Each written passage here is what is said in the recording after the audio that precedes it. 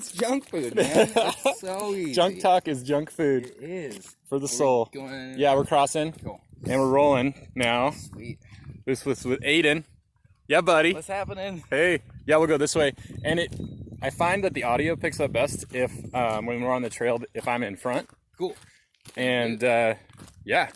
Perfect. Yeah, dude, I'm down to get a little bit of exercise today too.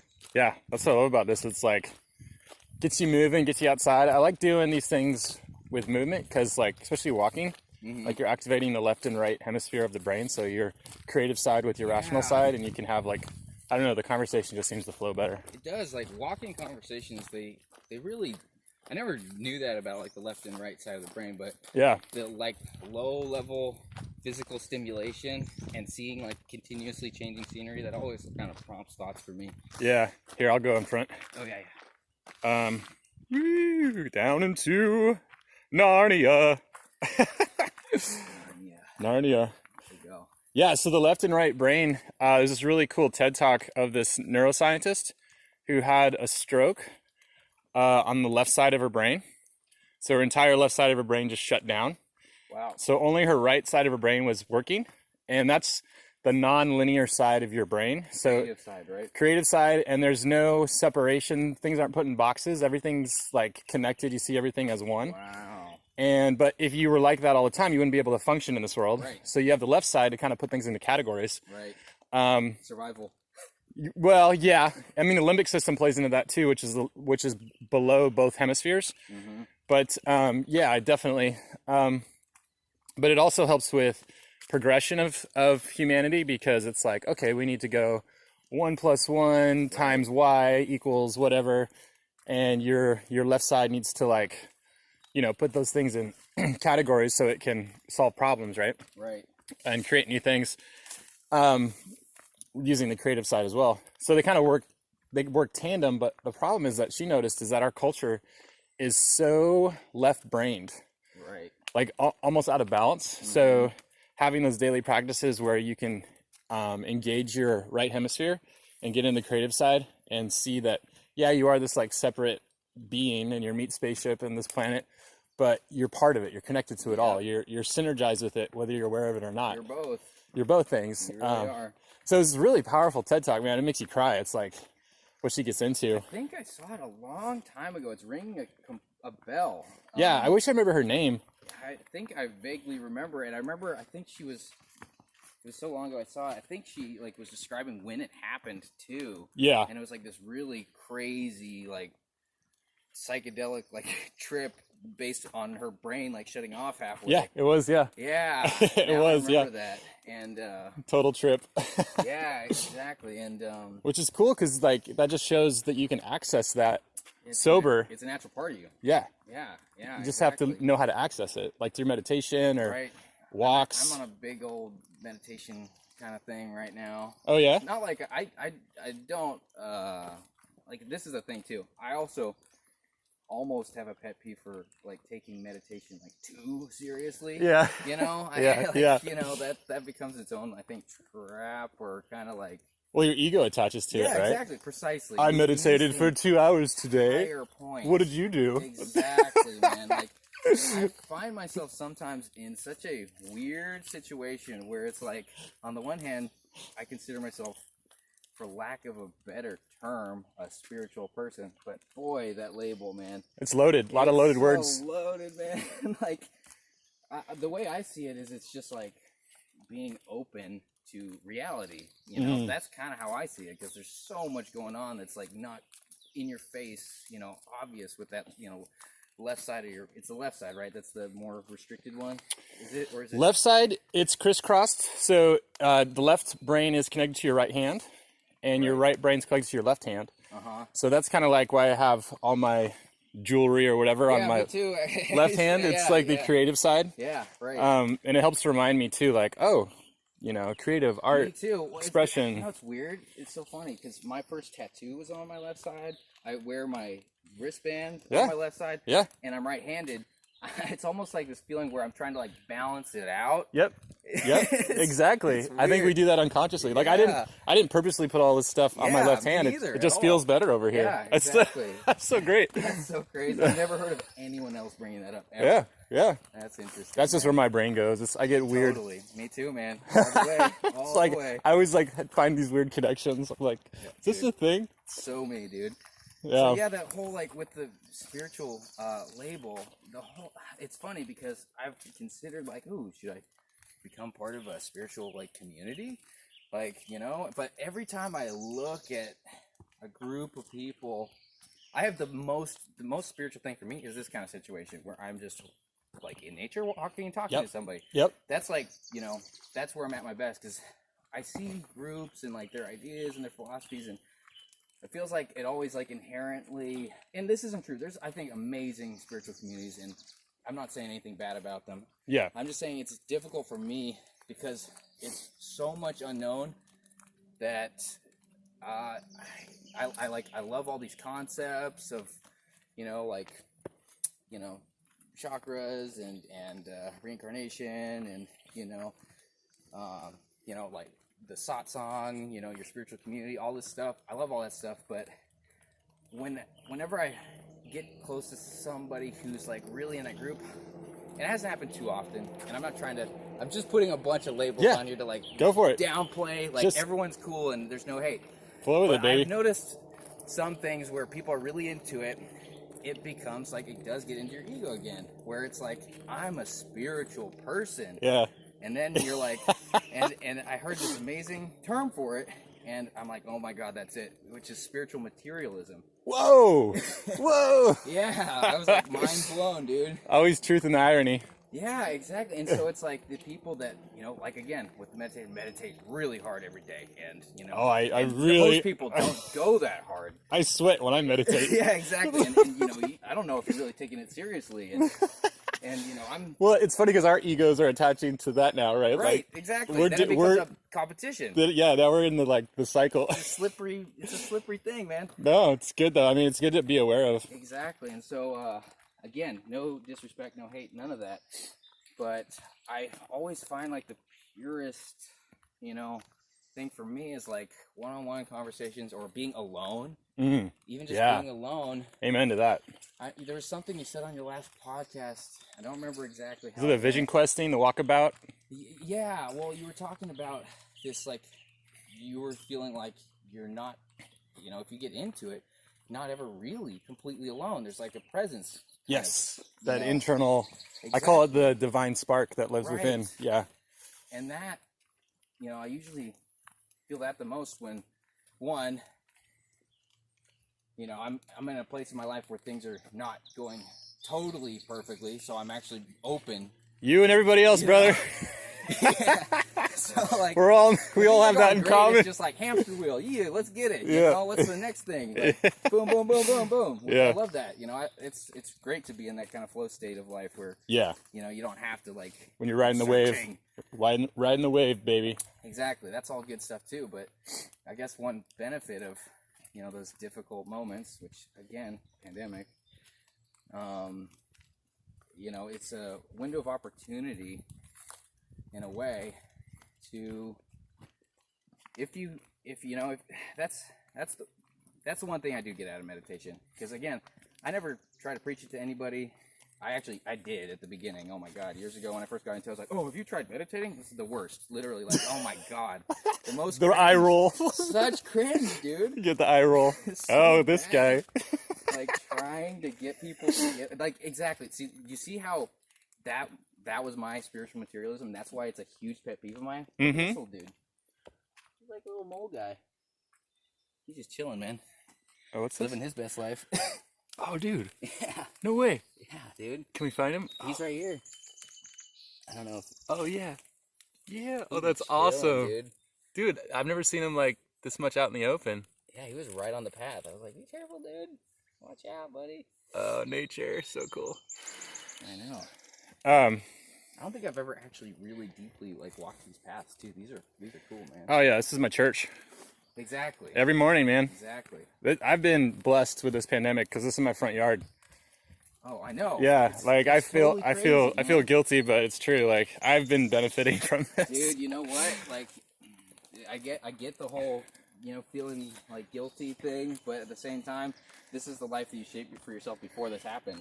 Oh, jeez. It's not like you went and swooped in and You gave took me the this from tingles. someone else or something. Yeah, yeah. I wasn't like bogarting it. It's No, just exactly. it's been a gift. Sharing it with me, so. It's been a gift. That's what I'm learning. Like life's a gift, and am I aware of it or not? And that's Right. the only one that can get in my way is me.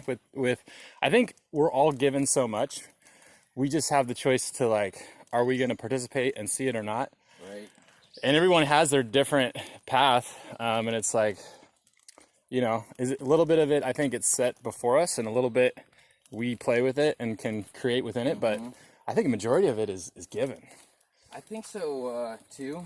I think so too, man. I mean, even if you're just gonna break it down on a completely physical level, even if you're not even gonna go into like fate or anything else, like literally, Yeah, we on a physics level. Yeah, on the base scientific, reductionist level, we're in a world that has all this enriched, like everywhere. There's everything, like all the food that you could possibly need, all the fresh air that you could possibly need, all the water, Abundance, sun, everything. Abundance. Yeah, it's a tricky thing, man. 'Cause it's like the more stuff that you have all around you, the more you get used to it and completely blind to it. Yeah. And it's in some ways, I don't know. Like it's a weird feeling. Like I almost value some of the like deeper hardships that I've gone through in my life because I really do feel like they've made me appreciate those kind of things more and actually notice them at all. I think that's what it means to become a man or a woman. Like to become mature is to go through those horrible times and to really see what you had, and then to not take things for granted. Right, and also to be humbled by what you're capable of as far as being again, not swearing. You just totally caught yourself. Yeah, like I've learned, like, that I can be a really, dark, like, mean, selfish person also. Yeah. And that's like same.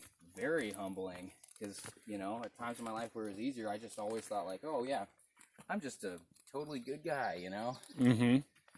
And I think overall, yeah, sure, but I think we've all maybe had those times where, you kind of surprise yourself with like how bitter you can be. Yeah. And I think when you come out the other side with that, personally, it's made me a hell of a lot less judgmental of others. Yeah.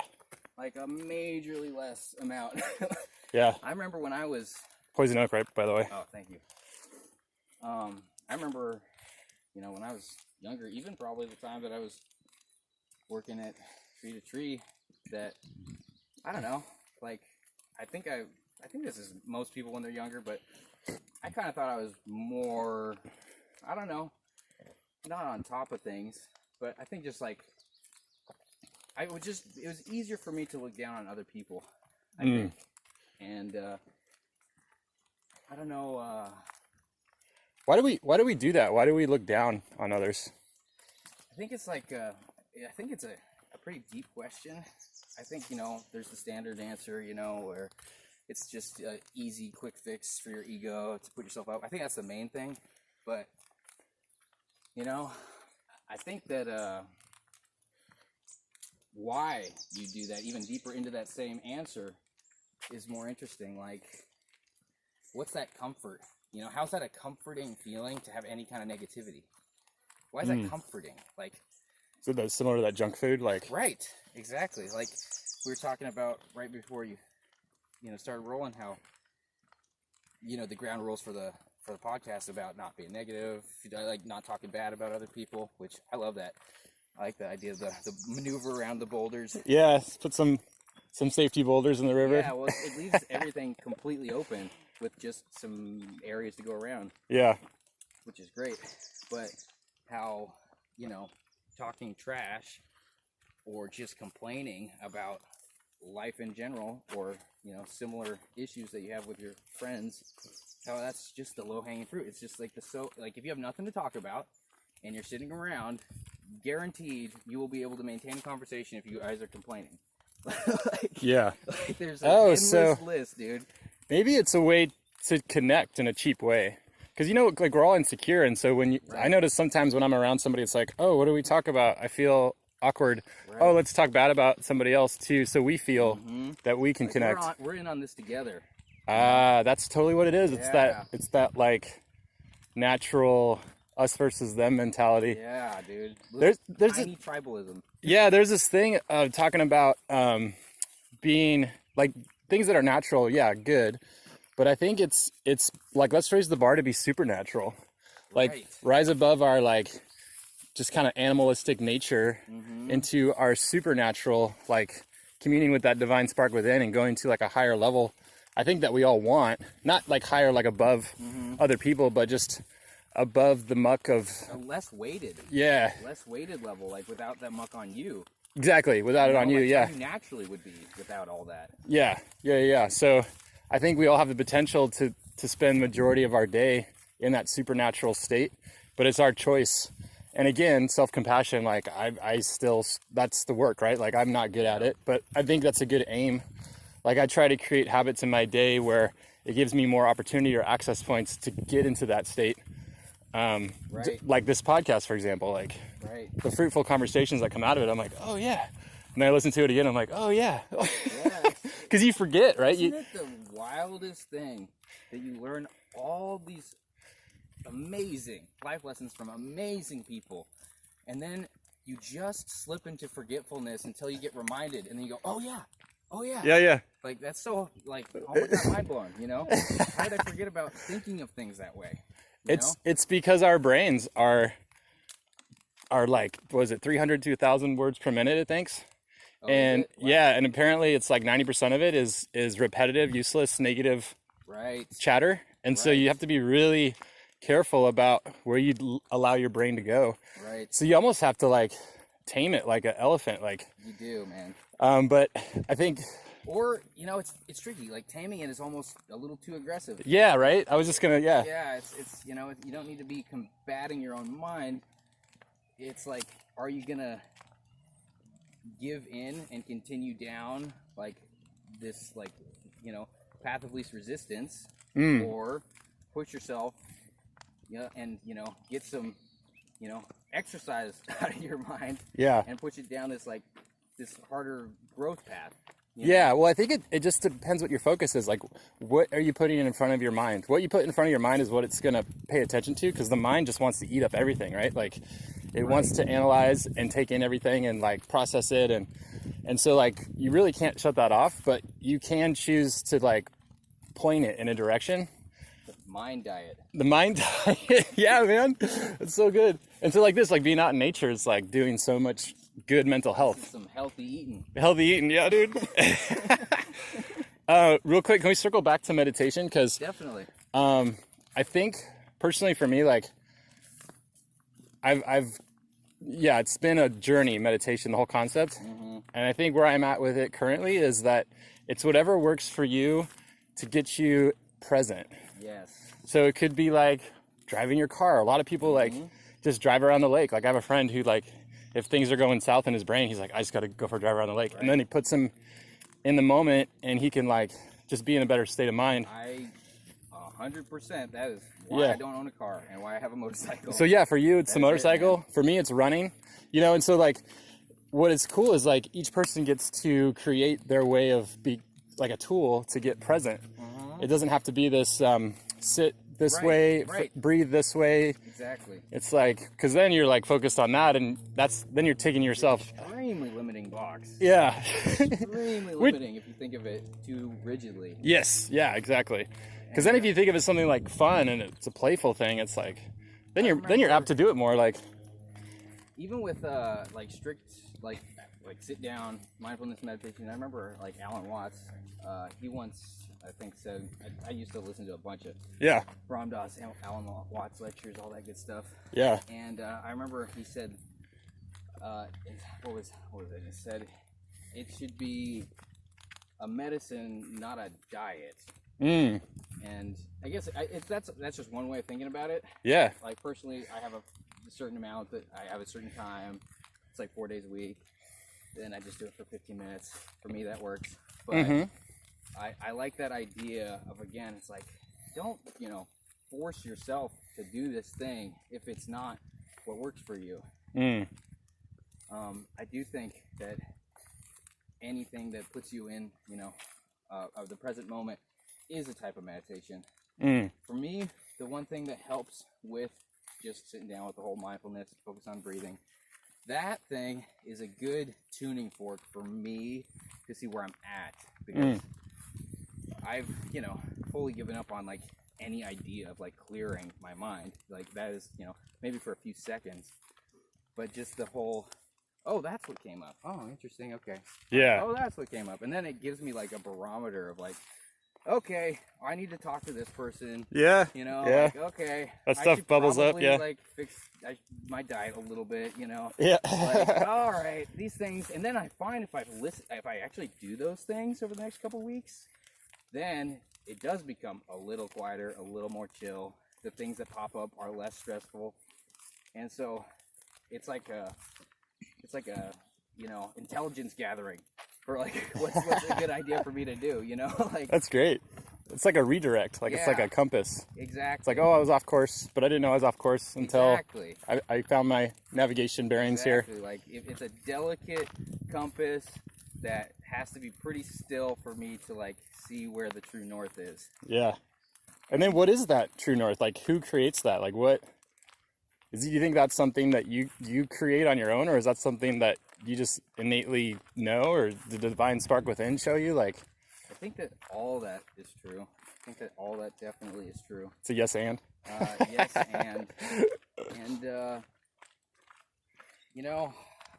I think that there's like situations that you can put yourself in that help you learn what that is for you better. Which one, this kind of thing, like, being with a friend, like out in nature, like just positive experiences for me, they spark like my creative thinking. And I'm not like a creative person, like doing art. Like I'm not a musician. I admire those people a lot. I think it's amazing. I think that's super cool. But it doesn't mean that I don't think of myself as a creative person, because I think even, conversations, like that's a creative skill. Yeah. And the way you, think about things so that, like mindset, I think that takes creativity. There's a lot of different ways to kind of have that outlet. And I think that, like you're saying, if you kind of put things out in your environment for you to come across. Oh, and I like the poison oak caution. Yeah, right. Warning. I'm gonna try this. There we go.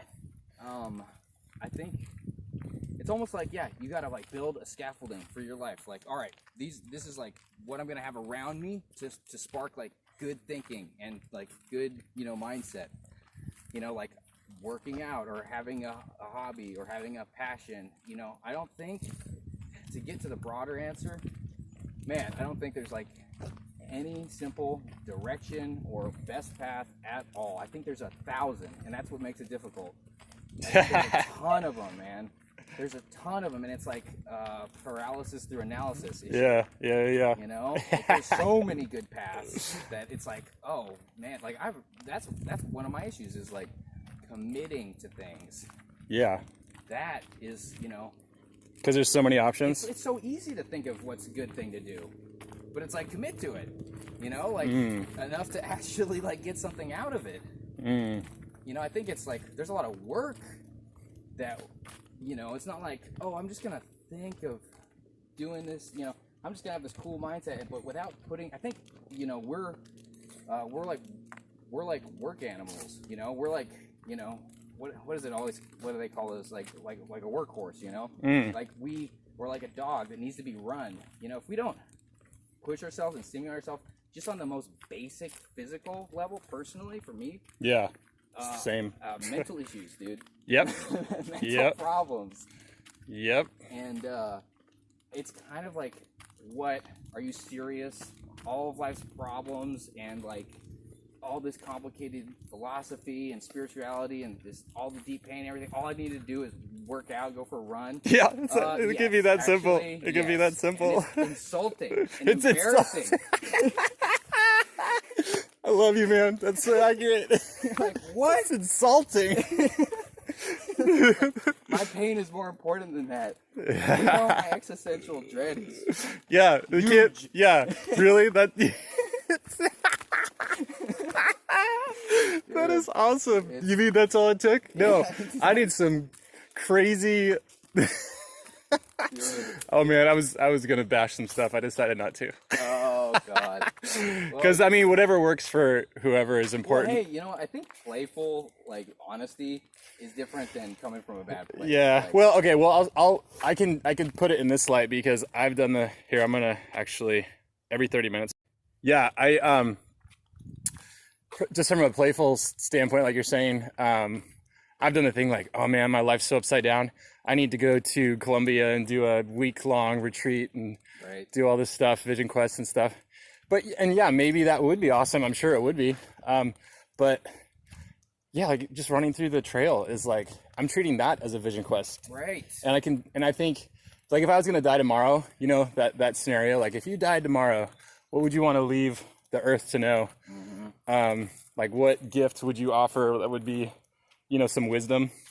And I think for me, it's every morning, just set some time aside for yourself, like, and to commune with that divine spark in whatever way works for you.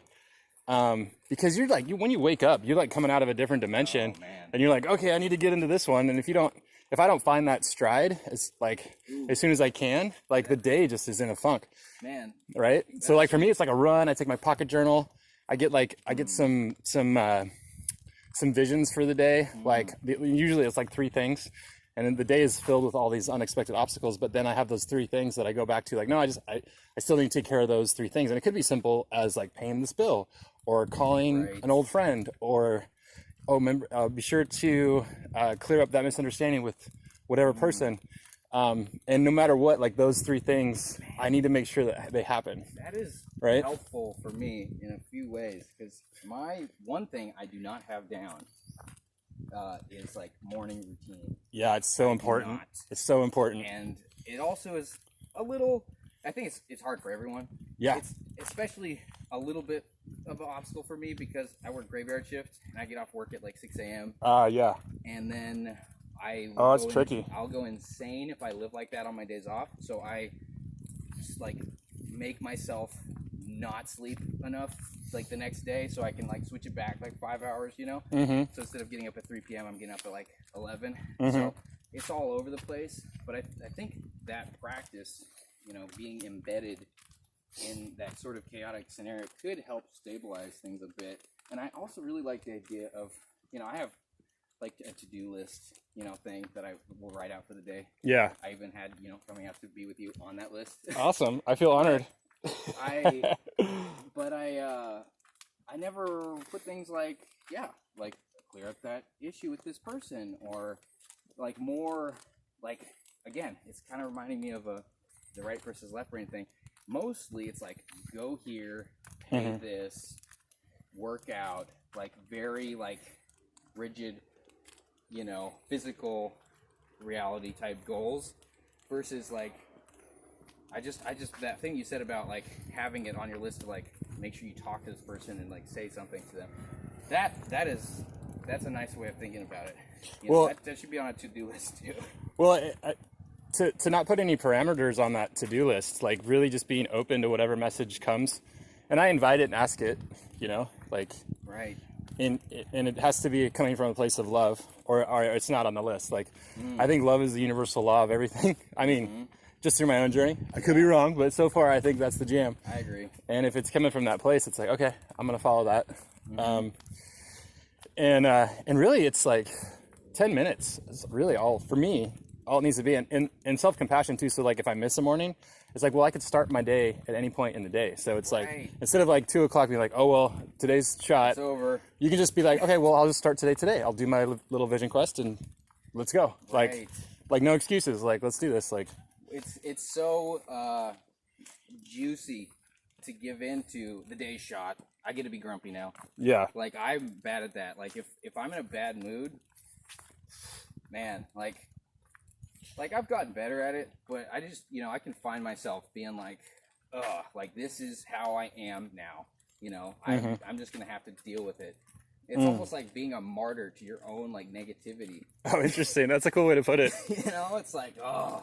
I wonder about that. Like, is there a healthy level of accepting that emotion and sitting with it versus trying to avoid it or get over it? Like, I don't know the answer to this. Like, I'm just totally throwing it out there in the moment. But what do you think? Like, if you're feeling depressed or angry or, I think bitter, like, I think that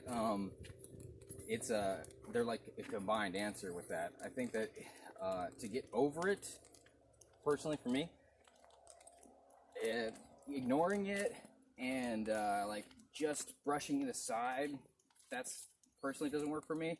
I think I need to have that kind of open compassion, but instead of letting that just be it, like, all right, I'm, having a negative moment or having a negative day, instead of just having that open compassion and just being okay with that, I think that there's just a deeper. I think, first of all, I think that's completely fine to be having a bad day. That is completely fine. There's nothing wrong with that, of course. I just think I'm really rambling here. Go for it. But I think that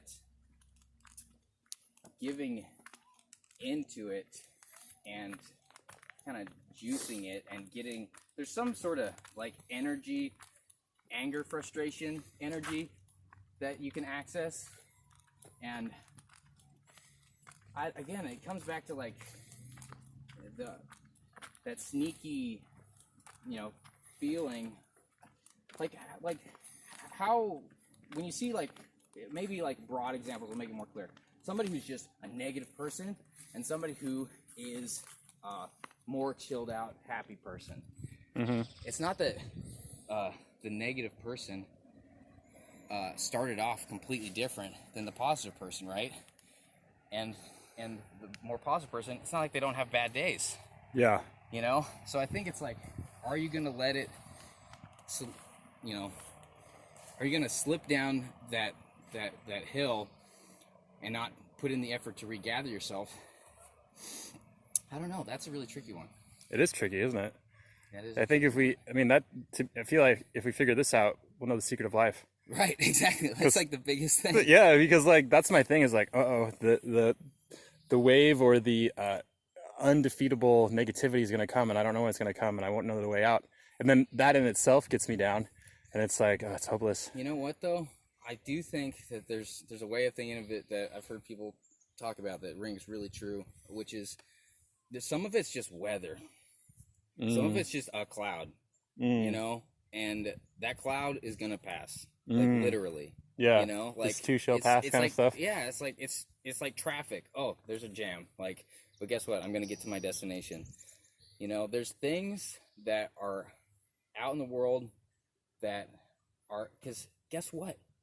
We have a lot of power, but we're not all powerful. We can't always control everything. And I think that accepting that really lessens the acute pain of any negativity. It's more of a dull, like, all right, But I think that if you have that wisdom to see past the situation that you're in, it goes both ways, because the other side of that sword is when you're super stoked and amazingly happy, it's not going to last. Yeah. That's totally, that happens to me. It's like, oh, having a great time. Oh, that means bad times right around the corner. Right around, dude. And I wish in the bad times I could be like, all right, the good times are coming. I know. But that's the problem with a bad mood. It's like you can't see the way out. Exactly. It's funny. So it's life is suffering, isn't it? It is. It is like suffering and a lot of other things. So it's everything. It's a roller coaster ride. Exactly. Sometimes all you can do on a roller coaster is go throw your hands up and go, wee. It's blinding. Life is blinding. Yeah. It's like, whoa, where am I looking at, bro? Like, I'm gonna trip on this thing. I can't even see where I'm going. Yeah. Yeah, that's when I just have to surrender. Right. And I think I've been just being like way more compassionate too with myself. Like I do this thing where I'm like, I'm not doing enough, or I'm not enough. And like, just like chilling out and being like, Jason, you're doing enough. Or even the divine spark will tell me that. Jason, be cool, baby. Like, BCB, man. Just be cool, baby. You're doing enough. It's like, we're such weird creatures because you look at pretty much everything else and they're in their zone.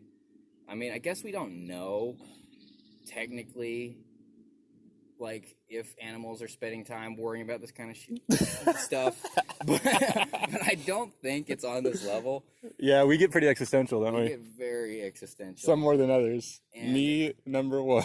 It's kind of weird because it's like a gift, too, because it's amazing to be able to consider all of reality, but really the whole point is, again, like, not to be complete hippie, like, basic, but like be here now. Like that is the thing, man. Yeah. That is the thing. And yeah, it's interesting.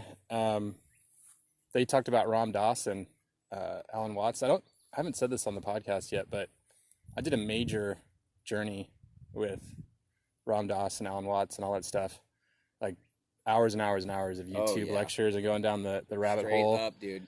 And what was interesting is and I know this is like another loaded word, but they kept talking about Christ, like, and like how we all these different humans that we look up to and admire, they all were seeking guidance and a master, and like, you know, Ram Dass found his guru in India, but then that guru was pointing to like he was going to get his meditation, and he said, meditate like Christ, and he's like, what? I'm Jewish. Like, you remember that? Yep. Like that struck a chord with me, and I'm like, interesting. What is that all about? So I think there's something to that, and I know like Christianity is very loaded, and it's sad how loaded it is because man, there's like gems. Oh yeah, dude. Yeah. It's super loaded though. But I'm noticing like there seems to be all streams kind of come back to this. Like no matter what journey you go down, it's like there's some basic fundamentals. Like we all desire a guru or a master or a teacher that's wiser than we are, more ascended than we are. Yep. And the ones that have really sought that out seriously, they seem to find this like Christ consciousness, you could call it.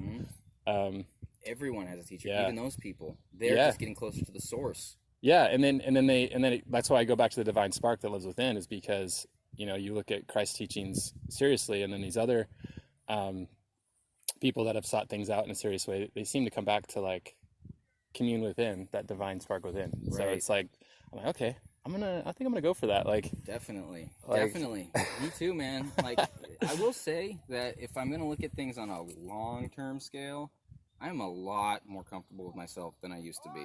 I still have a lot of ego issues, a lot of insecurities, like a lot. Yeah. But they're, you know, gentler than they used to be. Yeah.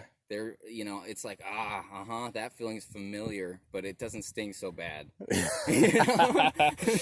Yeah. It's a very familiar feeling, but I don't have to take it so seriously. Yeah. You know? And I remember, again, one thing I think about, again, Ram Dass, I remember he was talking about all of his years of meditation and everything, and this is like after he had his stroke and all, you know, everything. He's done his whole lifetime with this stuff. And he's like, I still have all the same neurotic issues that I ever had. Yeah. But they are smaller. Yeah. And I don't need to take them that seriously, and I can be compassionate to them. Yeah. You know, there's parts of yourself within you that you can show compassion for. There's a lot of levels. Dude, to this stuff. Dude, yeah. It's very, you know, it's a whole universe inside of yourself. And it can be quite overwhelming. I actually envy people, not so much now, but especially like in high school. I was so weird, man. I really I didn't even envy it right then. A little bit after is when I envied it. I just was angry and thought people were stupid that were just like comfortable in life and like would party with people, and I was outside of that, so I was like, oh, they don't get it. You know, they're like looking at like a bunch of people partying, you know, popular kids or something, and being like, oh, well, you know, again, they don't get it. They're not on that deeper level. Everything's just going good for them. And then when I started getting older, I started realizing, oh, all those people, if I actually talk to them, most of them are really cool people. Yeah. You know? Yeah. Oh, this is just like my issue, you know, like, oh, dang, wait a minute, oh, crap. Yes. And that's actually, you know, it's funny because we were talking about this tattoo, which I usually Oh don't. yeah, let me Yeah, get it it's just it's in Scottish Gaelic because my dad's full Scottish, and most of like if I'm gonna have writing on myself, I usually tend not to have it in English. Just can you pronounce it? Yeah, it's let me see, it's difficult. Ludeich do, and then ego is just ego. Le lat mial is k a. Okay. And that just says basically relax, or it says reduce your ego, relax, enjoy the day, which is just simple and super simple. And what I got it because I had a lot of like nice mind-opening experiences at music festivals just because of the environment that's cultivated there. Family vibe. Everybody's like, man, we all got, you know, crap, but this is a place where we can all trust each other and we can all be open. Yeah. And that allowed me to break out of that mindset where I always had to be the outsider and looking in, you know? And what I realized, which was a completely mind-altering, life-changing experience, was that my self-consciousness, it was completely mind-blowing. I noticed because like the first music festival I went to, I was gonna go with my girlfriend, and then we broke up, and I was like, I still want to go. So I went alone to this 20,000 person festival, and I was so scared, Yeah. so scared, because somebody who has social anxiety, you know. But then as soon as I got there, and people were like, "Oh, who are you here with?" and I'm like, "I'm alone." Instant adoption. Yeah. Like every single person became my crew because, like, oh my God, it's your first festival and you're alone. Yeah. Everyone absorbed me, and I was like, "Oh my God, people are cool. What the hell?" Like, I've been having this trip about people not liking me, and it's completely in my head. Yeah. And so what I realized was that my self-consciousness was a type of selfishness. Whoa. I realized that when I'm in a group of people and I'm like in a circle and I'm feeling like I'm being awkward, I am focusing on myself. Yeah. Self-conscious. And it's like I'm not even paying them like the respect and like friendship of being there with them and focusing on them. Yeah. That was like it for me. Like as soon as I realized that was a type of like selfishness in a weird, deeper way, it really helped me out. Yeah. As far as just being like, oh, I get to be a gift. I can have these like feelings and like just let them go aside and keep focusing on people, and then they go away. It's like no big deal. Yeah. So that's what that tattoo was about. Can you say it again? What it means? Not the what is it? Scottish? Scottish Gaelic. So it just says reduce your ego, relax, enjoy the day. That's awesome. Yeah, and that's great. That's all it is, man. And so that was a pretty like fundamental moment for me. Reduce your ego, relax, and enjoy the day. That's why I have tattoos. They're all like reminders of things. Like, and it's so funny because there's a huge trend right now, which I totally appreciate, of like meaningless tattoos. I actually love that. It's hilarious. Like people have like the most like a bag of chips, like just like literally like the most like it's actually like a whole trend right now to have meaningless tattoos because everyone went so deep with like, oh my God, it's so serious. Oh, it's on your body forever. And I love the fact that people are just being silly with it. Yeah. But for me personally, they're just like reminders of it's like a comic book of like, oh yeah, I remember when I learned that. Okay, I remember when I learned that. Those are important. I mean, they're good mental redirect tools. Like that's why I do these shirts, and on the back I have words on it that work for me. Like this one says next. Right. And that gets me out of stagnation of thinking, or stagnant thinking. It's like, okay, next. Like, yeah. Just keep flowing with the river. It keeps going. Keeps going. Life keeps going. Don't get caught up in an eddy. Like, next. Right. What's next right here? Exactly. And that just helps me, just that word, like, next. You know what's funny is, I don't know why it made me think of this, and it seems grim, but even like when it comes to death, which is a very heavy topic and freaks us all out, including me. I don't know, man. When I get really into, that source feeling of like that deeper wisdom, there's something that's just comforting about the fact that like everything's gonna keep going. Like even if it I'm all down with life and I love life and I'm gonna live a long time. It's gonna be amazing. And there might be an afterlife that would be dope, or there might be reincarnation, 100%, absolutely. But even if none of that was like true, I just think it's so dope that there is all this stuff. Yeah. It's just like, dope, man. It's like, whoa. Yeah, like life rips, man. Like, Either way. yeah. Yeah. And like, I don't know, for me it's just comforting that like this is all possible. And but so I'm trying to like, again, like what you're saying, get into places in my life where I can focus on being in reality outside of myself. And one thing I'm getting like really into now, I'm just gearing up for it. There's a lot of gear involved. Is like moto camping, which is just camping with a motorcycle. Oh, moto cool. Camping. Moto camping, love it. So you get like specific. It's mostly you get the kind of gear that you would hike with, so it's lightweight. Yeah. And just getting out there, like I'm getting like a GPS. I actually have a satellite messenger. Awesome. Like all this like, you know, stuff that I'm all getting together.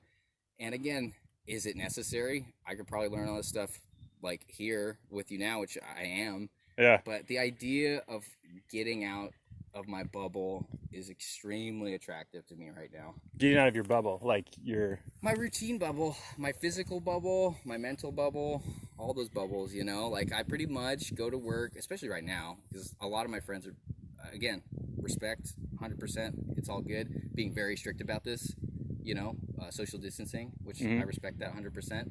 But even before that, like now it's just exacerbated, like, oh man, I really have like a routine that I'm sticking to. Whereas before I could like see my friends and then that would like break up my routine. And so that would be like enough for me to like get through the week and be like, I did something. And now, since it's just like working out, video games, like, like riding my motorcycle, it's like that's all the things that I'm doing. And I feel like there's a lot more of reality that I could be experiencing, and just physical places. Like, it's such a beautiful world, you know? I remember I was hearing about how you were going on like expeditions with kids. You brought that up. Yeah. That sounds amazing. Oh, I want to get back into that. That's so cool. Yeah. Because I actually was a preschool teacher for a short period of time. Oh, no way. Yeah, because and it's funny, I just took it because it was really funny, man. I got, so I was doing security at Reed College, and then I just got tired of being the one who was like telling people to do stuff, and I had like a mental breakdown, and I made this whole dramatic exit where I just left at the end of my shift and sent out an email to everyone, like my bosses, because they were being kind of silly, man, like not that like valuing us. And then I just got so tired of, you know, students being like, oh, you know, like, why do you have to take my bong? And I'm like, this sucks. Like, I don't want to have to do this, but it is part of my job. Mostly I do this because I want to help people.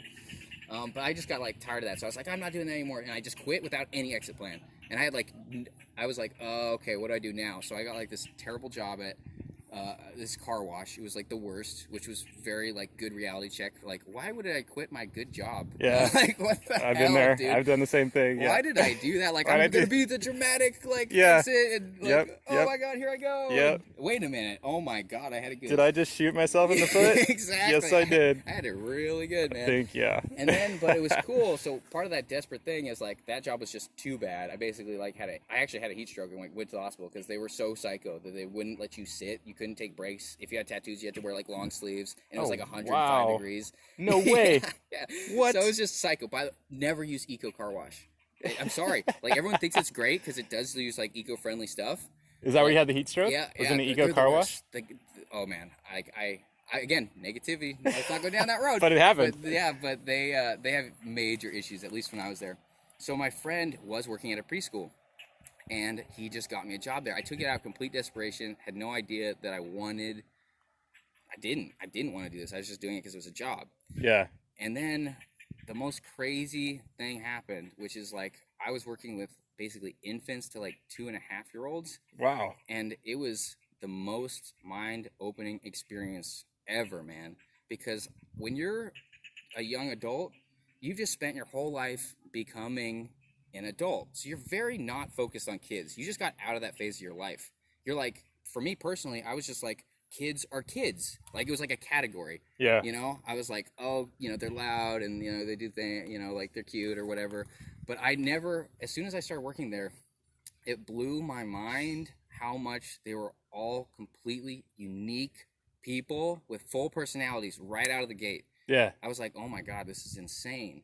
Small humans. Small, full humans. And then it completely blew my mind. I started looking around and seeing people as just grown-up babies. Like, I was like, I always had this assumption that you are just, you're just a dick, and you cut me off in traffic, and that's always who you've been, and that's you. You're stuck in time as that thing, or like this person is this way and this person is this way. It blew my mind. They were all like, there was the ones that were shy, there was the ones that were more playful, like there was all the different, completely full personalities, to the point where I could almost see them as adults later in their life. Wow. And and I got really close to them.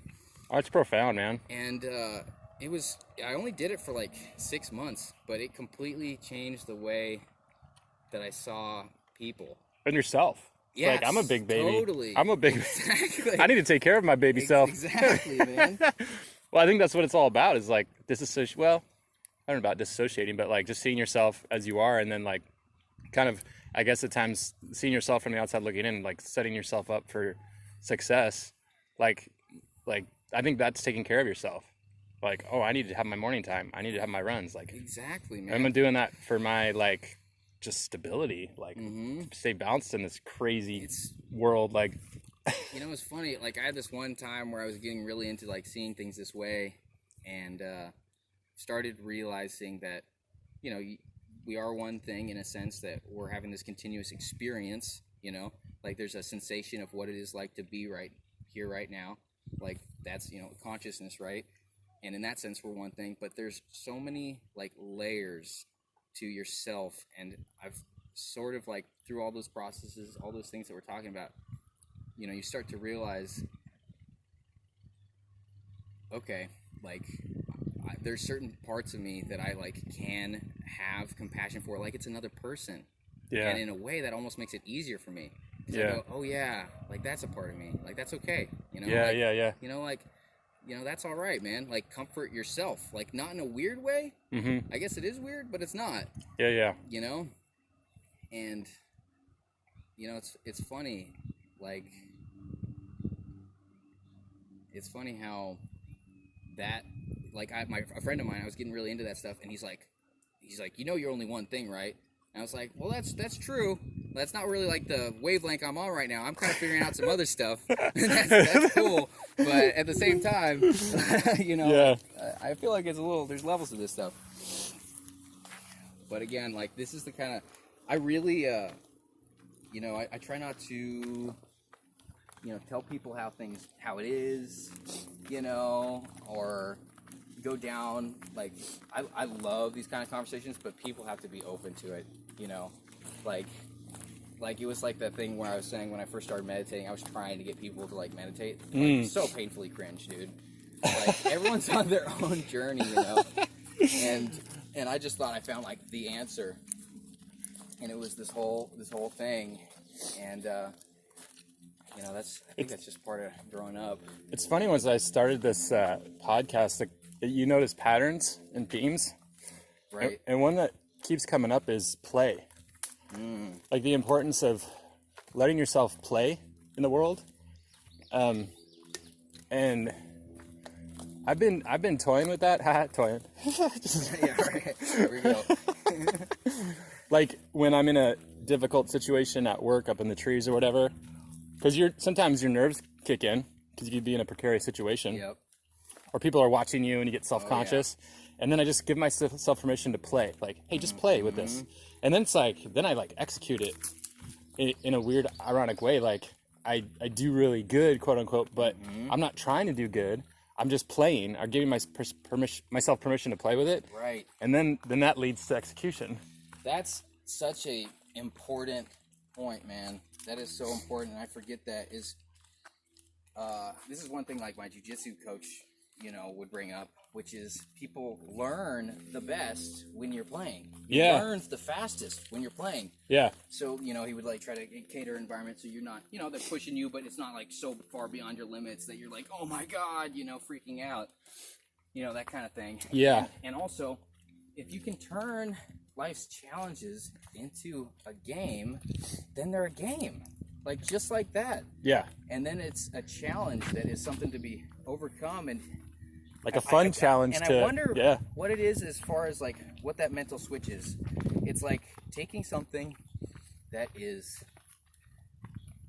deadly serious and setting that part of it aside and just focusing completely on the task is basically what you're doing. And you know, if you turn it into a game or turning it into play, then it's just a fun series of things you have to execute. Yeah. You know, correctly. Yeah. And it's like, I really like that, man. That's good. Yeah, I'm just noticing, like, that seems to be the thing that... You know, that's kind of how I feel like at work, too, because, like, and I do security at college again, although I like Lewis and Clark more than Reed for a few reasons. It's just a great place. Yeah. But, you know, like, at times, like, crazy things happen. Like, people overdose on drugs. I had somebody a year ago who punched a window and got a call. Oh, yeah, he's like, bleeding. I'm like, all right. So I call over there. I think it's just, like, a small cut. Here, hold on a sec. I'm going to... Okay, so... It's so beautiful, man. It is. Yeah. I'm blessed. And, you know, like... It sounds so anyways, yeah, he's bleeding. I get around the corner and oh man, there's like blood literally all over like the walls. He's like completely bleeding out. Like, wow. It's like, oh, this is a serious situation. And it got gnarly. Like he had his like dad on the phone. He's like, I think I'm dying, and all this stuff, and it was really dramatic. But I've gone to a place where I've dealt with enough of those kind of situations that I was able to set aside, like, you know, same thing for like if somebody's up in the trees, same kind of situation, like life or death kind of thing. You just deal with the situation. You just like turn it into like, I'm gonna complete this task, and where am I going with this? Yeah, I mean, just getting yourself in the moment with that. Exactly, like it's super, super serious, and like afterwards I was all stressed out and like freaked out about it. But in the moment I was literally just like, hey man, like it's all good, like, you know, I see you're bleeding pretty bad, and I just like was like all like super confident with him, super comfortable, set him at ease, like made it no big deal, told him about my crash, how my leg got snapped in half, I have a titanium rod in it, it's gnarly, but you're all good, man. And just was like flowing in it, no big deal. And, you know, had like all the pressure on, and they had to put a tourniquet on him, all that stuff. And, but afterwards I was like, oh my God, that was crazy. Oh my God, like Jesus, that kid almost died, you know? And, so I was all freaked out afterwards, but in that moment, you know, with just flowing through it, it was like stressful, but you know, it was, and again, it sounds so degrading to put it this way, but it was like, it wasn't play in the sense of like playing, but it was like, I'm just gonna, it's like a task, you know, that I was just finishing. And then I remember afterwards, like, he came up and, you know, like when he was all healed up, and they gave me a hug and everything and all that stuff. And I don't know. That's awesome, dude. It was, I'm not even trying to like go down a rabbit hole about like things that I've done at work, but it just reminded me of like, that situation. Yeah, like hey, we got a choice here. We could go down this trail, like more trail time. Yeah. Or we could hit the road and start walking back to tree to tree. I'm down. Well, how much more is the trail? This trail's about the same distance we just did from the road. I'm down with that if you're down. Yeah, totally. I got water. Yeah. Let's go. We're good. Oh, that's a good idea. I realize I'm a little parched. Yes. Don't forget, man. Hydration. What are we, 80% water? What is it? Yeah, I think it's like 77. 77.6. To be precise. Not to correct you, but you're 3% off there. I happen to be an expert in these matters. Yeah, dude. Well, this is I'm epic. kind of curious about, like, you know, why, you know, you got into this podcast and everything, and what kind of led you into starting it, because I'm a huge podcast person. Like I'm overly obsessed with podcasts. Like, yeah, they're great. I've actually had to like be cutthroat in like, no, I can't listen to this many. like eliminate these podcasts. Yeah, I think it's a paradigm shift in the world, in that people are finding out that they are getting more authentic information through podcasting. Yeah. Because the way we were getting our information was through sound bites. right? Right. Or little snippets. And then I think since we are social creatures, I think it's healthy for us to learn through conversation and have people like say things like, well, I'm not sure about this. I don't know exactly, but I think it's this way. Maybe I need to check on that, instead of like, this is how it is. Man. More at 11. Like, Fight. yeah. Yeah. It's like, it kind of opens the mind to just consider, like, to just be curious. Right. And Yeah. that long form conversation goes so many places, and you're able to learn so much. And also, you're able to decide whether or not you actually care what this person's talking about. Like if you trust them by listening to somebody for a few hours. Yeah. You know, like, should I even value what this person is talking about? I don't know that. You know, like that's an issue for me. I think for most people, you know, if you just see a little clip of something, it's easy to, again, be like judgmental. Well, and it's easy to be inauthentic in a little soundbite. It is. So, right. so it's hard to be inauthentic for like more than 10 minutes. So if you have like a podcast, you're going to find something out, man. You're going to be digging. Yeah, exactly. So it forces the people that are doing the podcast to like, okay, I need to be myself. Here we go. This is me. Hi, world. Exactly. That was actually something I was nervous about actually with this whole thing, which actually I'm pretty comfortable. Oh, with this one? Now. Oh, just because like I've never been like recorded, you know, for like. I should have. I've been doing it a while, so I forget that it can be nerve wracking. Oh yeah, I've never had it. Yeah, I should start mentioning the play thing at the beginning, like, hey, we're just playing. Yeah. Like, don't take it seriously. Exactly, man. Because to me, it's just more play.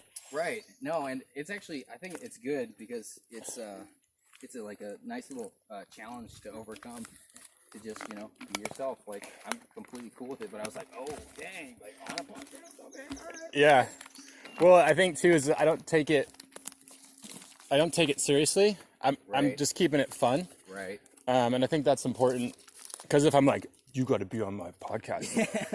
It's epic, and I have all these followers, so crazy, and dude, you want to get on this early. Yeah. You want to be one of the OGs before episode 100, man. So do good. Yeah, exactly. Dude. Show up with your game face on. This better be stimulating, man. People better be down. I might not air it. We'll see. Yeah, we'll see how you do. Exactly. We'll see how you do. Yeah, you know, I'll check it through the editing process and see what's worth posting. Yeah. Oh, I try not to edit anything. That's my other thing. Oh my god, that's awesome. So how it started, I did a outdoor leadership thing for a year, and we did all this crazy stuff and outside extreme stuff. And I was like, oh, it's cool. And then this one class was about adventuring humans, like how do humans work? And I was like, this is my jam. Mm-hmm. And that was like in my early 20s. And then from that, I did a lot of challenge coursework, facilitation, and it's all about that. And I started my nonprofit called, It's Really Adventures is my nonprofit. And so I would take kids into an outdoor setting, and not an extreme way, just simply outside in nature. And we would focus on, all right, let's do the adventure review. What's going on? You know, like, here we are. Here's a safe place to be yourself and feel loved and really just engage with your life. And yeah, it's all about who we are. And kids like that age, I mean, I don't know what ages it was. I'm assuming like, I don't know, like 10. High school? Oh, high school. Oh, yeah. Yeah, high school. Oh, wow, that's even more. Like, yeah. I did some middle school stuff too. It's pretty. If you can have the patience to work with kids, man, it's a powerful thing. It's a powerful thing. It is a lot of work because by default, you're working with people that don't have experience in life. Mm-hmm. And so it takes a lot of energy, and you really it's a lot of responsibility. That's the main thing I think people don't want to deal with, with kids. With adults, it's like, you're an adult. I don't have to baby you. That's the whole thing, right? Yeah. Well, and by design, that helps because just by having them outside with no tech, or minimal tech, it just puts everyone in a state of like wanting to just engage with each other because there's nothing else to engage with, right. It's actually interesting because I've been thinking about that. Like I'm part of the last generation that remembers like before the internet, as far as like coming up, Yeah. And because I remember before the internet. Yep. And you know, you see kids, you know, these days, and there's nothing wrong with like it. It's just the reality. It's the world that they live in. I think it's pretty hard for. I mean, I'm doing tech right now. I mean, yeah, exactly. Yeah, exactly. Right, 100%. But you're embedding it in this other context, you know, this natural world, and I feel, I just feel kind of bad a little bit because, like, basically, you know, I was in a relationship where my girlfriend had kids. I was actually living with them for over a year, and amazing people, and I still talk to them, and I actually, tomorrow, I'm going to be playing online with her son, because I still, you know, even if we didn't work out, like, they're you got important that to me. bond, yeah. They're important to me. I want them to know that they're important and that they matter. That's great, man. And that, you know, because it's a pretty big deal to have been living with them for over a year and knowing them for 2.5 years. Yeah. At their age, because, you know, they're like 9 and 11 now. Yeah. It's a pretty fundamental time. For sure. And, but I kind of like, I was seeing how they, you know, are growing up in Portland, and I was remembering how I grew up, and it made me feel very lucky. Not that it's any better or worse, but I was just very thankful that I grew up in the middle of freaking nowhere, man. I grew up in Northern California, like in the redwoods. You know, we would go running through the woods playing like airsoft, but it's so funny because like our parents are super hippies. We had like biodegradable BBs, which is awesome. Biodegradable BBs? Yeah, so airsoft, it's like toy guns basically, and you know, you run around and do skirmishes, capture the flag, that kind of stuff. Oh wow. But most places they just use plastic BBs. Yeah. Since we were literally in the redwoods, that would have been kind of messed up. Yeah. You know, just like, all right, squirrels, I hope you like this snack. Bam, bam, bam, bam, bam. You know, like just choking on them. Not cool, right? Not cool. Yeah. So like, our parents, you know, would let us just go out in the woods. Yep. Same. Go yep. exploring. Yep. In the natural, beautiful, crazy. That was life. World. That was life every day. Exactly. Yeah. And now it's like, you want to go to the park? All right, I will take you to the park. You know, like there's some Pokemons I gotta find. Yeah, exactly. Not to bash that. Out block area that has greenery, you know, but you can't go alone. There's, you know, all sorts of whatever, like, you know, homeless people that you're seeing suffering on the side, you know, like totally different kind of environment to grow up in. Yeah. And I don't think like that's just the world that we live in. I'm not saying it's bad or anything, but I think what you're doing, or at least we're doing with that, it opens them to the whole world outside of our little enclosed, you know, terrariums. Yeah, terrariums. Yeah. You know, urban terrariums, man. Yeah. And it's like, this is what it is out here. Like, we're this tiny, you know, thing, you know, tiny little piece of it. Most of the world is this stuff. And yeah. And it's a whole world of adventure out there. And I think that just introducing somebody to that, you know, it's like, it's great, because then they might their whole life be like, I want to go camping, or I want to go hiking, or I just want to, you know, go to, you know, just get outdoors. And I think if you don't push them to do that kind of stuff, it's like they've never seen it, you know? Yeah, they don't know what they don't know. Exactly. Yeah. It's not that they are like just want to only play video games, you know? I love video games personally, but if you don't introduce them to that whole other world and put them in a situation where it's kind of like you know, you reduce your options to open other options. You know, oh, the phone's gone. There's an option reduced. Yeah. Now there's a whole other set of possibilities of what you could be doing. Mm-hmm. You know, and yeah, and humans. There's humans. Yeah, exactly. to hang out with nature. Right. Exactly. Well, I mean, this pandemic showed us like how much people crave connection with other people, and the irony is we're using tech to connect. And I think because we have to, right? Right. But I think when we can start being around each other again, to remember that we use our phones and social media and all these things. I'm not bashing it. We're using it because we want to connect. But so then it's like, okay, we'll use it to connect when you're not around people. But then when you're around them, be with them. Be with them. Like you did this so you could be with them. And I'm being hypocritical because podcast time. Well, but at the same time, we're talking. We're talking, yeah, we're not engaging. Texting, we're being right here, you know? Yeah. So it's a meta purpose, I think. Yeah, exactly. And that, that brings me back to this. I mean, you asked what this podcast, and for like this pandemic again has given me time to like really get into some creative outlets. And like for about 2 or 3 years, I've really wanted to start a podcast, but didn't really have the time to just kind of like let myself play with it. Right. And so now I have the time. Did it pretty much start with the pandemic? Yeah, I was, cool. and I leaned into being creative, not reactive with it, right? So I was like, okay, I'm going to be creative, and I'm going to start this podcast. And I was really nervous to start it because I was like, I don't know what I'm doing, but I just allowed myself to have fun with it and play with it. And then it's just kind of been this fun extra thing that I get to do with people.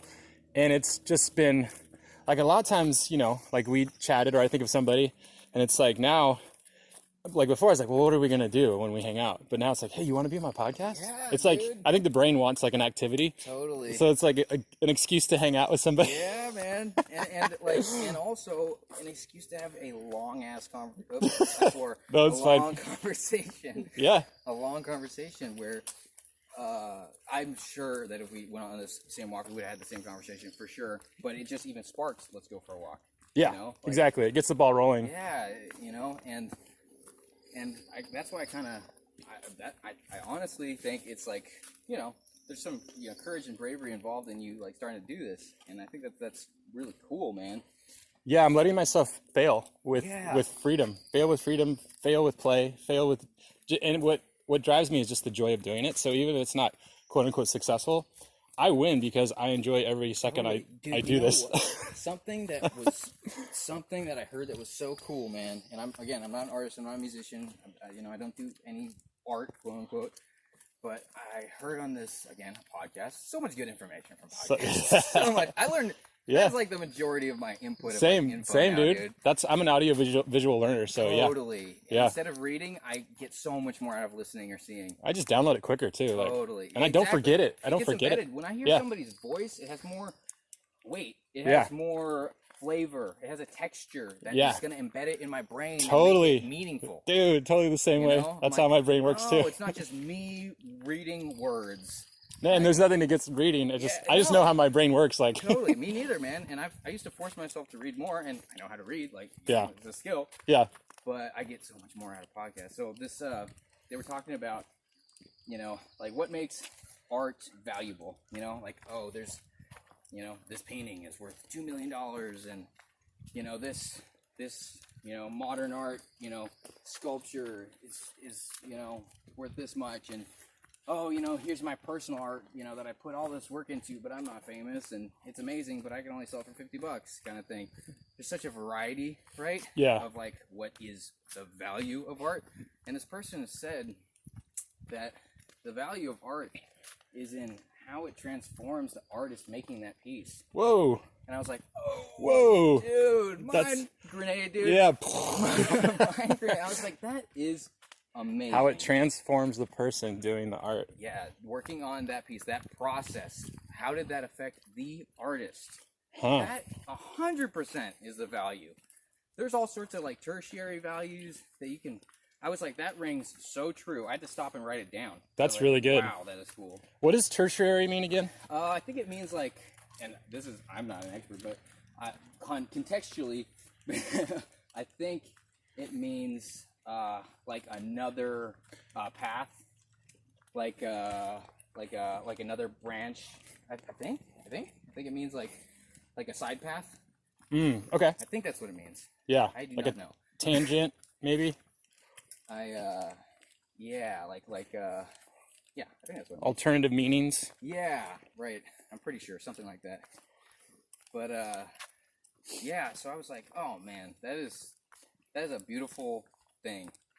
That is good. I like that. It's like you can do this or that with it or whatever, but if that process was meaningful to you, it's totally valuable. Have you heard of positive disintegration? Yeah, one of the podcasts, my friend Jordan, he brought up the topic, and it's pretty interesting. It's kind of like the journey of the Matrix, but within society, like within the world. And so some people can kind of start to pull themselves out of the matrix, or they find themselves out of the matrix and then they can keep going with it, or they just go back into that numb state. And a lot of times a big sign of you kind of transforming out of the matrix or seeing reality as it is comes with a lot of depression and anxiety. Oh yeah. And our society's like, depression's bad, anxiety's bad. Right. But with this model, it's like showing, oh, this could be a phase of some transformation. Totally. And if you allow it and keep digging into it Right. in a sober way, you could find a pretty cool, like, There's I don't know, like, there's something, yeah, something, that yeah. is to be like, there is a message, you know, behind why one is feeling this way, right? There's some sort of reason. The big one is that they say one sees that what the world could be and it's not, and it's very frustrating because they see the difference. Right. And it's not in an egoic way or like, oh, I know the best way, but it's like in a real, wow, there's so much unnecessary suffering here. Totally. And this is hard. Like, totally. This is like, it's very existential. Like, well, this thing is again, coming back to like the fundamental nature of all things. Of course, sometimes you're going to feel that way. If you have love in your heart, you're going to feel that way. There's no way not to, man. Because you're feeling the suffering of others. It's painful to see somebody suffering. Painful. And I think that makes us suffer a lot more, you know? Like, it's not that, like, I live in Portland. It's not that seeing all the homeless people, you know, is like, ugh, this filth, you know? Like, you know, I have compassion for those people. It's hard to see, and it's something that I want to get solved because it's like, well, there's just like suffering right there on my street, you know, right there, you know, like every time I get on the freeway ramp, here's this person, you know, and it's just so explicit that it's like, well, I guess I got to shut myself down a little bit because I'm trying to have a good day, you know, like, yeah, it's like, what else am I supposed to do? Yeah. And same thing on all the broader scales, you know, with, you know, the environment and everything like that. And so that's interesting that having that feeling, you can contextualize it in a way that it's not negative that you're having that feeling. You're just seeing things as they are, and that's hard and painful. And then what I would think with that is, you know, hopefully, instead of completely shutting down, you can just try to be a little bit more cool and chill with everybody around you. Because I don't really know how to, like, affect things, you know? How the hell am I supposed to, you know, other than, the topic we're not going to go into, voting, like, without going into that baggage. Yeah, how do you know? Like, Yeah, how do you know? Like, what am I, how am I affecting the world, you know? And that is, you know, that is a thing where, you know, definitely, you know, you admire people that have, you know, actual impact, like celebrities or, you know, like, wow, that's juicy. Your life, you know, I would assume that's a juicy life because you actually can have an impact on a bunch of people. Okay. Like, but at the same time, I feel like you brought up that we're all our own celebrity or something. Yeah, I think so. Yeah.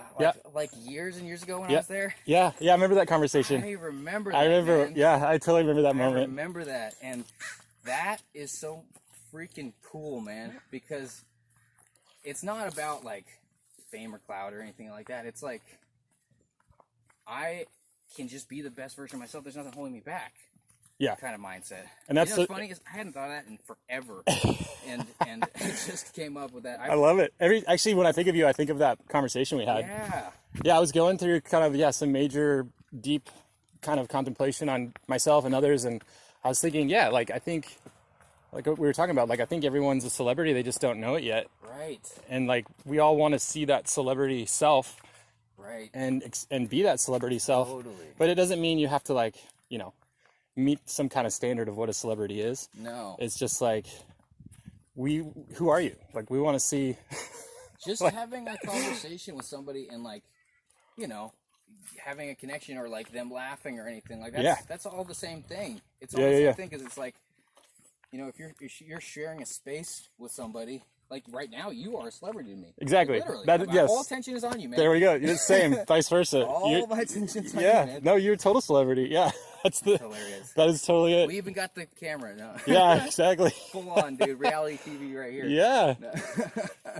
Yeah, no, yeah, dude. It's pretty freaking awesome, man. Like, my favorite thing is like when I see things in a humorous way. Humor is the best, dude. Mm-hmm. I wouldn't like consider myself like a funny person or anything, but like I just love, like I think I have a better sense of humor than I did when I was younger. Mm-hmm.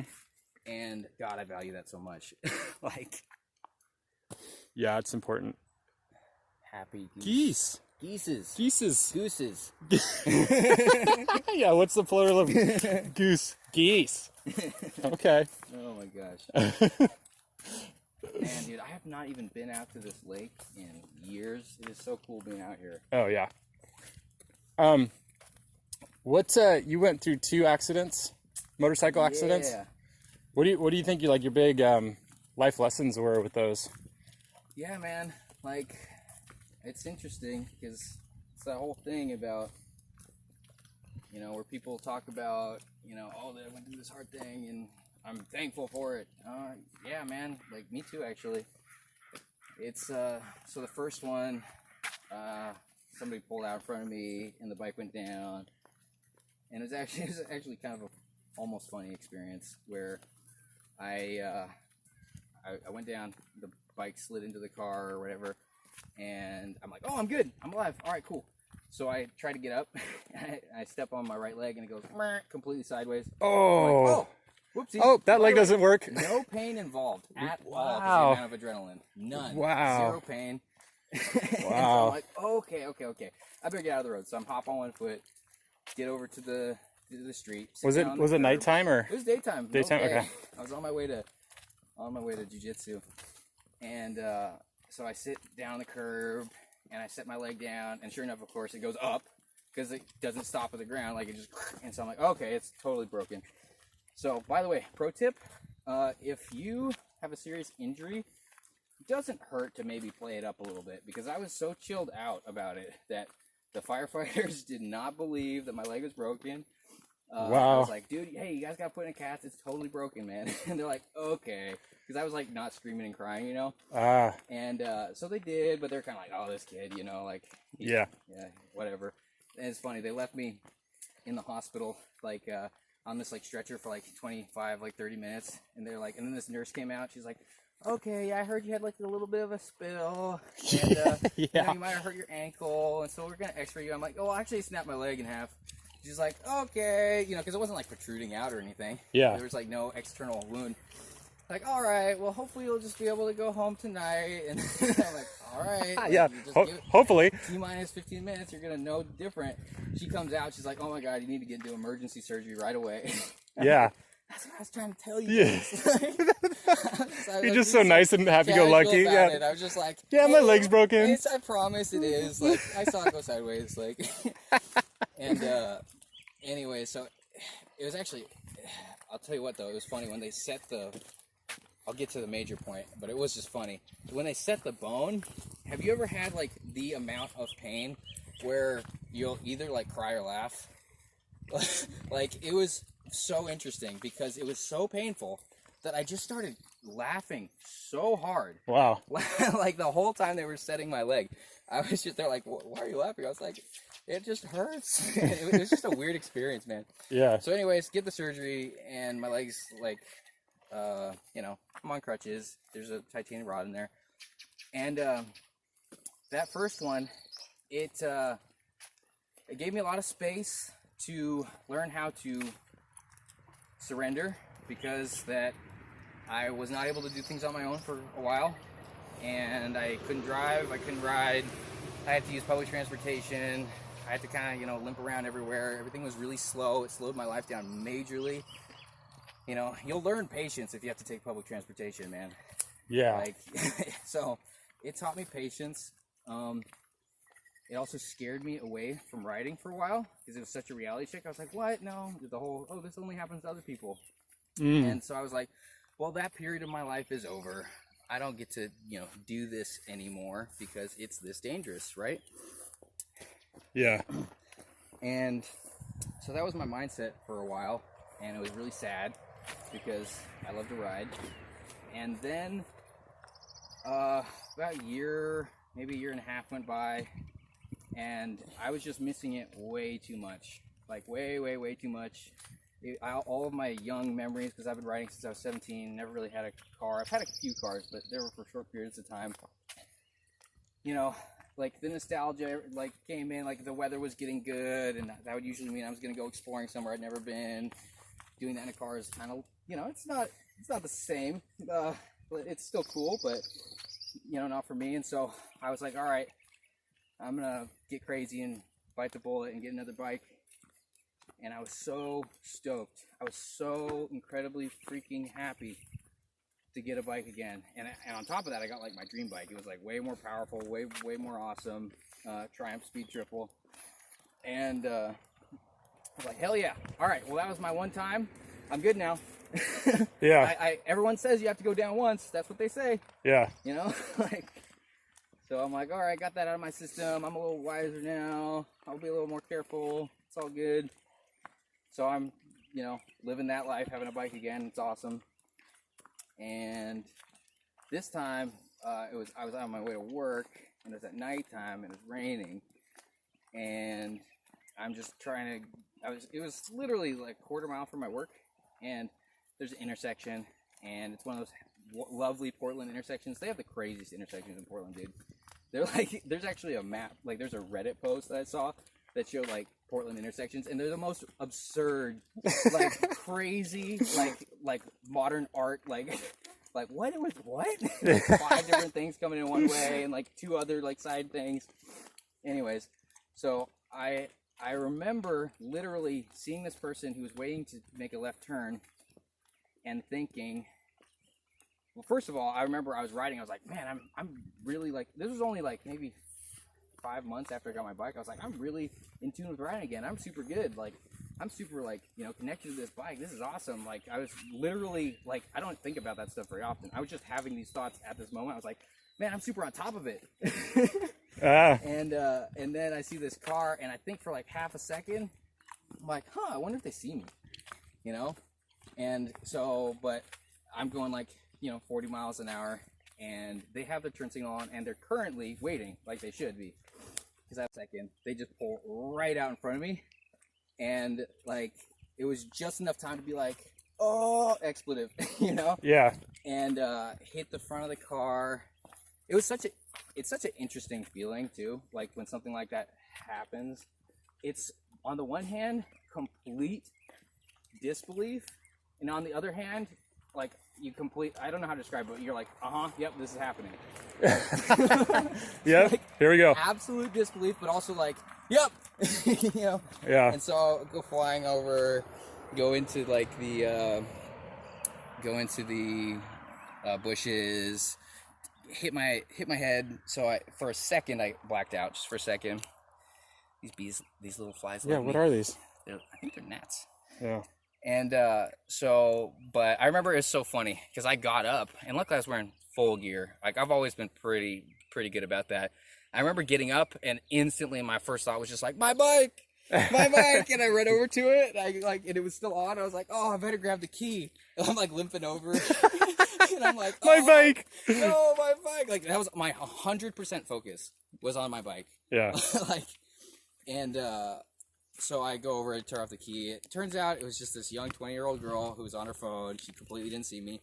Luckily, she stopped. There was people there doing construction, so they came out and they had me lay down. That one, I got less injured. It was just like a shoulder kind of tear thing, and also my left knee where I had hit the bike or hit the car with it. I had a textile like pants. It wasn't like the kind I'm wearing right now. It was like rain gear. It melted the plastic on the outside of it where my knee hit. So it was like, pretty substantial. But that one, so I go to the hospital, blah, blah. Luckily, I'm not as severely injured, didn't snap any legs. But at that point, I was like, all right, fuck this. I'm never riding again. Like, this is just way too dangerous and stupid. I can't do this. And then, so to get to the roundabout answer about this whole thing, again, took another 1.5 years off, basically, started missing riding, and I came to the point where I realized some of my most like valuable experiences in life have been riding a motorcycle. There's a lot of reasons for that, but the main one is it's everything that we've been talking about. It gets you completely connected, and the experience of riding around somewhere, you dip down, there's a river nearby, the air instantly becomes cooler, you can smell the flowers, you can see everything, you're literally a part of the world. That is such an enriching experience. It's such an enriching experience for me, and it gives me the excuse to, you know, go exploring everything. It's just exciting. I'm both an adrenaline junkie a little bit, but also not gonna lie, an awe junkie. I love the emotion of awe. And there's a lot of places that I probably wouldn't go and wouldn't see, and situations I wouldn't put myself in.